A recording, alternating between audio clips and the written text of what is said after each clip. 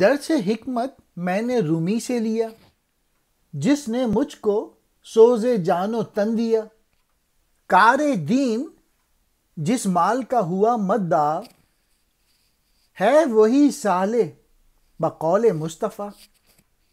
گر نہیں اس درس حکمت پر نظر، تو غلام آقا ہے تیرا سیم و زر۔ بے زوروں سے ہے کشاد امتاں، بندہ زر ہے فساد امتاں۔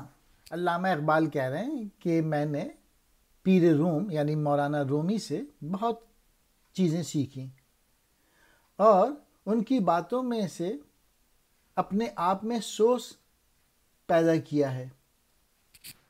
اگر تو مال کو دین کی خاطر جمع کرتا ہے تو حضور اکرم صلی اللہ علیہ وآلہ وسلم کا ارشاد مبارک ہے کہ ایسا مال صالح ہے۔ اگر اس حکمت پر تو غور نہیں کرتا تو پھر تو ایک غلام ہے اور دولت تیری آقا ہے۔ تہی دست افراد ہی سے قوموں کو فراغ اور وقار ملا ہے، جبکہ سیم و زر کے غلام دولت قوموں کے بگاڑ ہی کا سبب بننی ہے۔ سیم و زر کہتے ہیں چاندی اور سونے کو،